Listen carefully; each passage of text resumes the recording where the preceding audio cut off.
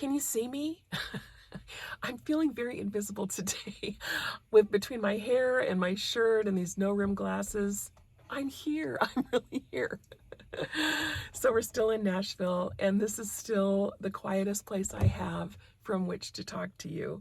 So I drove over near a park and thought I would give it a go. I have been wanting for a while to start a new series that I'm going to call Small Stories. It won't replace what I normally do on One Joyful Life, but it gives me an opportunity to share from the many, many years of blog posts that I have published on my blog, Twig and Feather, and also excerpts from my personal journal.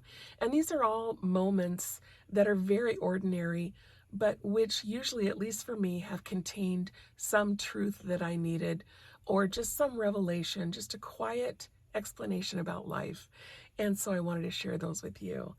And since I'm in a truck, I thought it was just perfect if I shared this one for you as the first small story because it contains a truck. So this is from March 31st, 2011. On Thursdays, we turn into an old married couple. Although no pastor I know ever actually takes an entire day off, Dave tries to stay away from his office on Thursdays, and he likes to pretend, although I know differently, that he's not thinking about church and the people it contains. We begin the day with a cup of coffee, same as every other morning, but this cup is sipped leisurely. Sighs of satisfaction usually occur at some point. I wait as long as I can. Eventually, when I can't stand the suspense any longer, I'll ask, "What should we do today?" Dave will take a minute before answering. He might look out the window or stare at the fire flickering in the wood stove.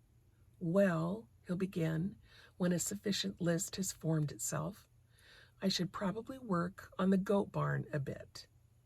I nod and sip, still waiting. I know he won't stop there. The goat barn is an ongoing hobby. That one will come up every Thursday morning from now till eternity. I'm waiting to hear about the other possibilities, the ones that involve climbing into the truck and saying goodbye to our mini farm for a few hours. "We're about out of feed," he'll say eventually. Now we're getting to it.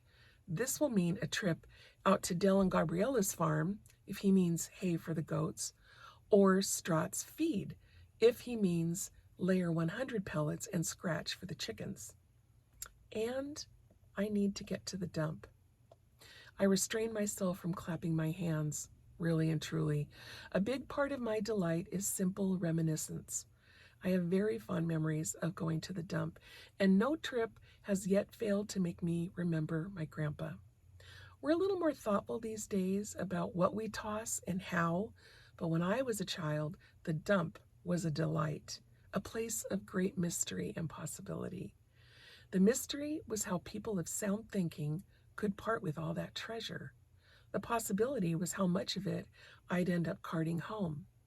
"Shanny, let's try to leave more garbage than we bring back," Grandpa would suggest. I always thought it greatly optimistic of him.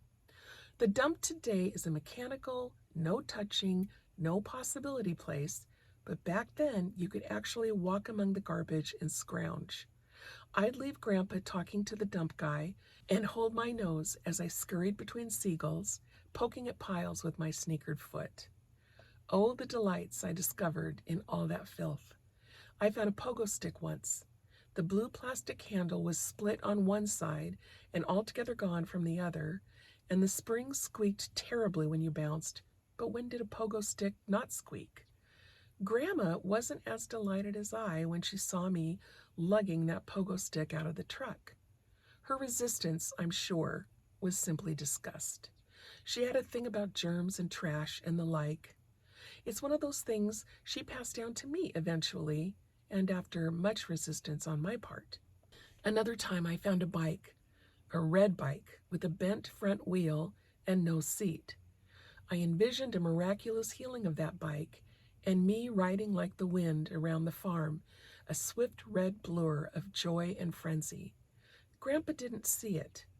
After reminding me that I had other transportation options back home, including a perfectly good bike and my choice of horses, he vetoed my dream. some part of me still grieves that sad red mass.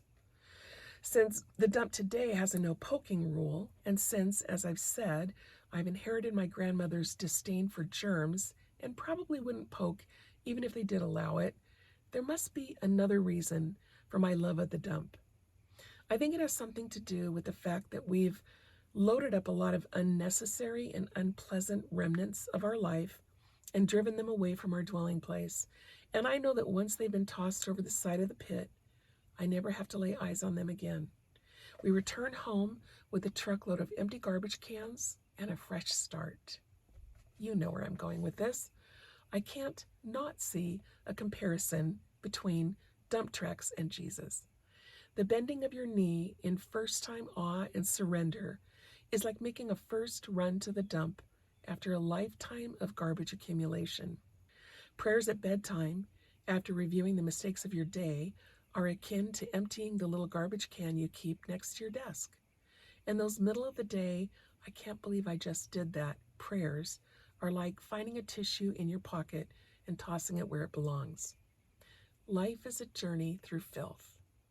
God is a father with a germ issue, and we're nothing more than children, scampering at times where we ought not to scamper, and too often poking where we shouldn't poke. If we confess our sins, he is faithful and just to forgive us our sins and cleanse us from all unrighteousness. 1 John 1:9.